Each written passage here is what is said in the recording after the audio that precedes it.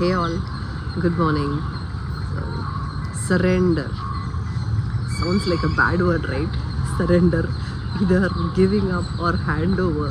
So, have you ever felt like you're struggling to control everything in your life? Like you're constantly trying to micromanage every little detail? Well, today I want to talk about the power of surrender. So, what does it mean to surrender, and how can it actually make our lives more easier?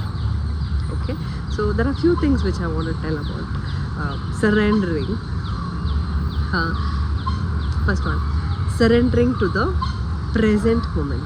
So, let's start surrendering to the present moment. What does it mean? It means letting go of your worries about your past or future. Okay, it means it means focusing on what you can control right now, what is in your control right now. For example, have you ever been stuck in traffic? I've been stuck in traffic a lot of times. Bangalore traffic is too bad. Okay, it wasn't like this 10 years before, but now it's very bad. It's frustrating, and we get anxious about getting late to wherever we are heading to, right? So being in traffic, that's a great opportunity to practice surrendering.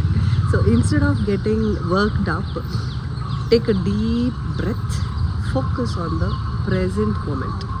Okay, listen to music, your favorite music, your anxiety lessons, right? Or listen to podcasts or of your favorite speakers, or just simply enjoy that silence.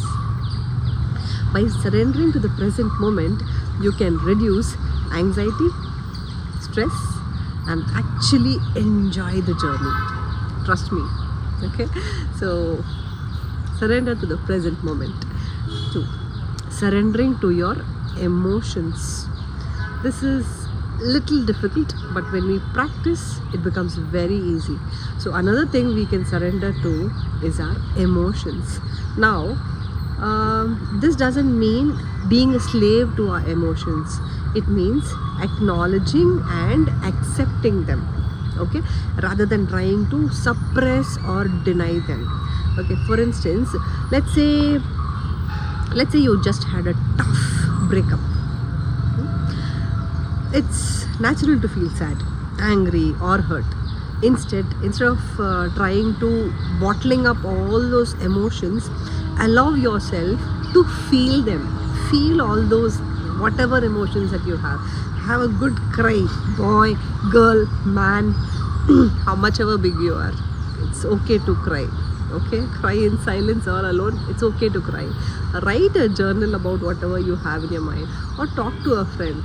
By surrendering to our emotions, right, we can process and release them in a healthy way and actually move forward faster.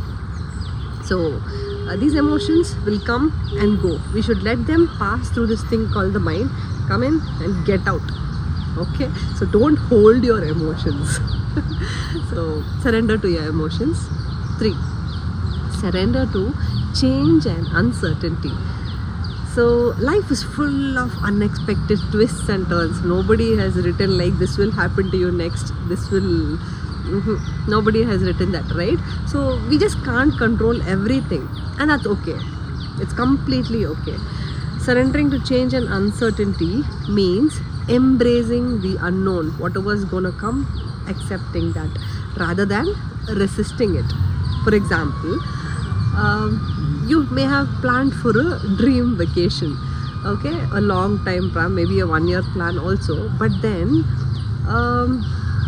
you don't get tickets, or you don't get rooms, or maybe a hurricane hit that area. So instead of getting upset, right, try to roll with it. Look for an alternative destination or activities and just focus on the present moment. Okay, by surrendering to change and uncertainty, we can adapt, innovate, and find new opportunities in unexpected circumstances. Unplanned vacations are more beautiful than the planned ones. I know many would have experienced it. right? So 4, surrendering to our limitations. This is not very difficult, but again, let's surrender to our limitations. Okay, it's essential to surrender to our limitations. We can't do everything, and again, that's okay.